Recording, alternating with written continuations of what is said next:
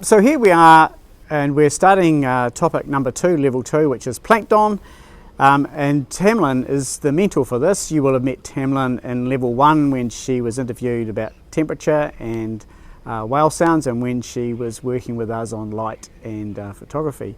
So Tamlin, we're doing plankton. Tell us a little bit about the setting we've got here. So we're here at Portobello in the Otago Harbour. It's a beautiful sunny spring day. The tide has been in already, so we've had high tide early this morning and it's moving out again now, so we're going to be having low tide around 4:30 in the afternoon.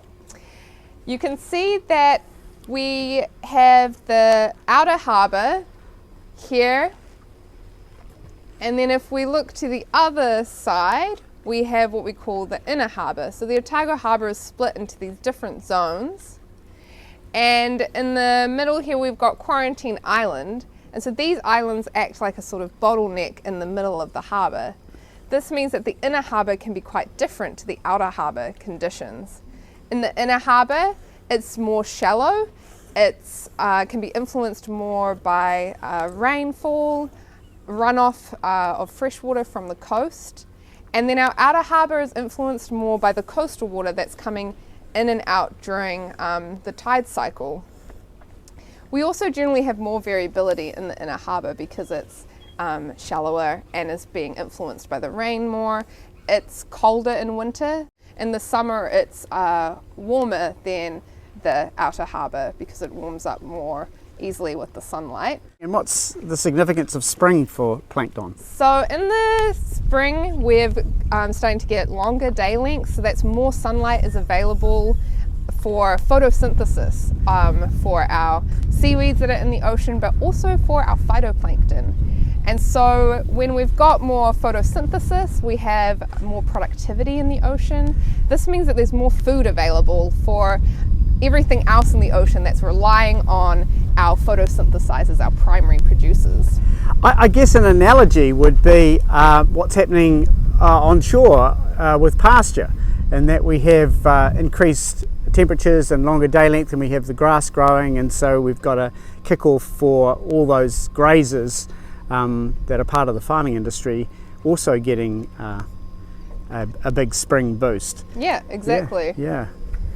And so if we head down, we'll see we've got the Polaris here, and so this is the vessel that does a lot of research out in the coastal areas. You'll see we've got some plankton nets on board. Oh right, so it must be a pretty good time of year to get some plankton sampling done. And we'll be heading out here on the Polaris as our platform for doing some real sampling later on in this topic. Yes. Yeah, great. And so now we're going to pull in the plankton net we've got out here and see what plankton has been coming in. So yeah, we've got our net down. Oh, is that it there? Yep. So we have these plankton nets off the wharf here to feed our animals up in the Marine Studies Centre. So our seahorses are zooplankton feeders, and they need to have fresh zooplankton available for them, and so we collect it in our plankton net and then bring that in each day to feed them.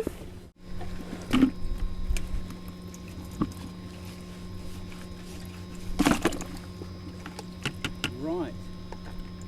So I'm just gonna flush that out. Oh, I see. This washes the...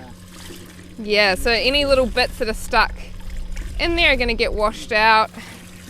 Yeah. And we're using seawater to flush out the end of the net, because if we put fresh water through, then the plankton are going to die, and we want to see them alive and moving around.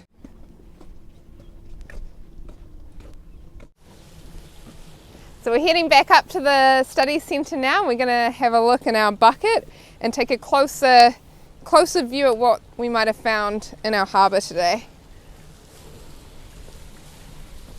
That a lot of the stuff that you can see is really, really small.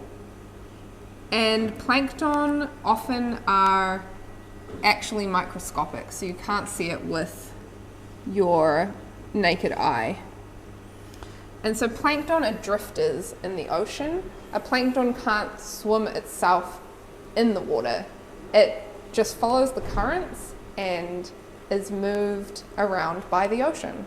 As opposed to nekton, which are the swimmers. Yeah, so nekton can swim and move around as they want, but plankton are really at the whim of the ocean and what the currents are doing. Yeah. And so we talked on the wharf about spring and it being good because there's increased photosynthesis for phytoplankton. And so phytoplankton are one of our types of plankton. They're tiny little algae, plant-like organisms. And we have the zooplankton as well, which are the animal plankton. So the zooplankton feed on phytoplankton, and then our zooplankton are food for a range of different larger animals in the ocean. For example, our seahorses. So what have we got here?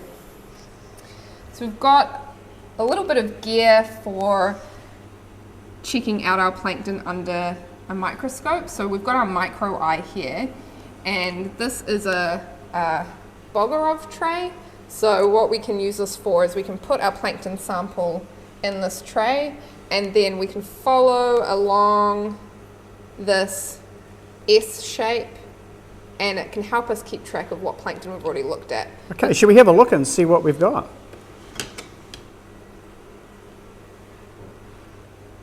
So I'm using a big syringe to suck up some of the big sample. sort of turkey baster sort of thing. Yep.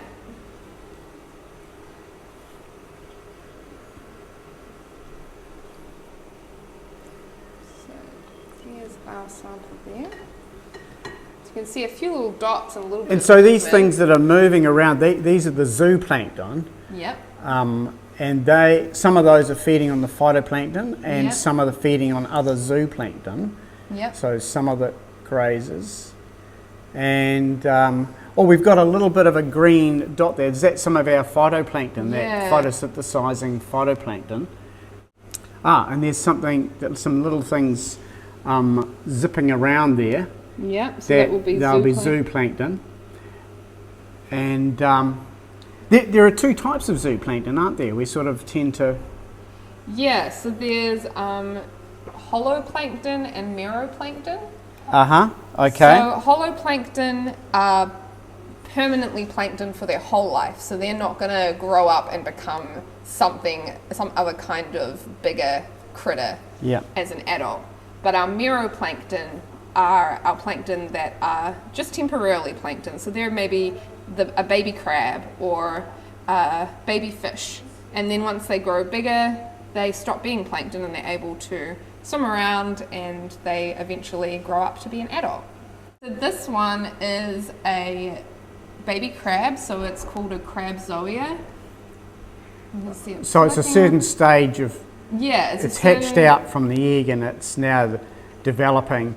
But eventually it will settle out of the water column and no longer be plankton. It won't drift anymore with the tides and the currents, and it will end up settling down on the bottom and becoming an adult crab. So this is meroplankton.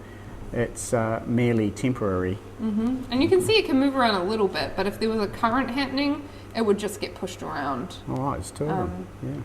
With the current. Cumacean. These are Cumacean. And these are an example of holoplankton. The adult form, these are adult forms, are part of the plankton as well as the juvenile forms. Yeah. And then we've also got down in the corner, you can see that this is a very, very tiny crab. So even something that's just tiny and gets drifted around is plankton, even if it's an adult form. Yeah, exactly. So your grandmother on a lilo would be plankton. If she was asleep, she'd be drifting around, is that right?